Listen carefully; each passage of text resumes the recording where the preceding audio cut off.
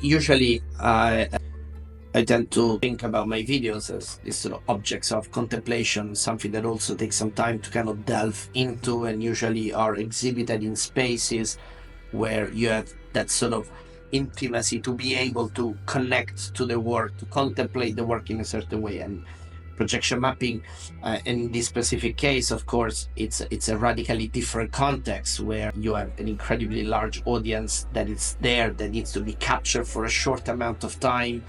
It is in a place where lighting comes from many different parts. You're like in the middle of the city, that you have many sort of distractions. In the end, it's a different type. So also the work, I think it's informing this context. I really try to do something that might connect to a large audience and might sort of be visible and engaging in that specific context. And some of the complexities, I guess, are these external conditions. Another complexity, of course, is the geometry itself of the building. That is a particularly complex geometry. It has many different materials with many different colors, many different reflective properties. So it is difficult to know what the work will be exactly. So most of the movement that you see in the show, despite being in these pictorial simulations or being on this kind of grids that grow on top of the facade, every motion comes from this data that we sort of farmed in the end. So arborescent, I guess the term really defines something that has a structure of a tree, that reminds you of a tree. It is used so in botanical terms, of course, to describe trees and plants, but can also be applied to things that are not trees, that though might resemble trees, might behave like trees. It's a term that is used a lot in data science, for example, to describe this kind of tree-like structures. This for me was a bit of an analogy to what also Gaudi's architecture really is. It sort of feels something not designed and constructed, but rather something that is sort of grown and growth, and you have this kind of relationship between natural behaviors, natural references, and this architecture.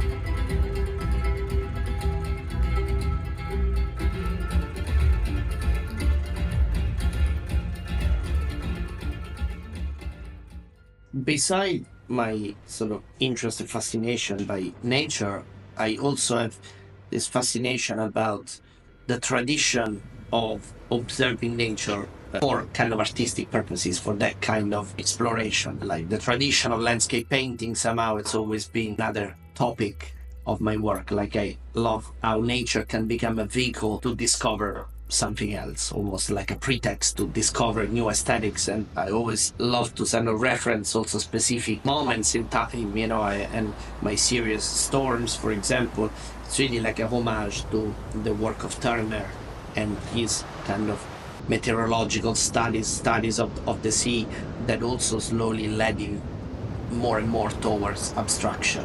So this obsession that I have between this relationship between representation and abstraction, a lot of this comes from people that have been painting nature, and through this iterative, painting of, like for example Mondrian and so on, or even sort of late Monet, that start to get kind of more and more towards abstraction. All of that time, I always found it very inspiring. Through this observation of nature, you discover this completely new aesthetics. So I kind of like to create that analogy of going back almost, in a similar kind of mindset, but in a completely different time, with completely different technological apparatuses. But also, for me, it is very, very important, this kind of human component, in a way, how I use technology, which is in the end very personal, very personal to me. If you go back to what I've done in the last 15 years, you can clearly see a trend, although I've used many different types of technologies. So I don't like technology too much to dictate the poetics of the work. I love to calibrate things myself and finding very personal, intimate ways of using technology. So I think this is what it's really important. Like when you think about Monet and you have these brush strokes onto the canvas, this is not just painting of nature, it's also documentation of an action. There's a process that's written on these things that is the result of this sort of direct expressiveness. It's like very personal.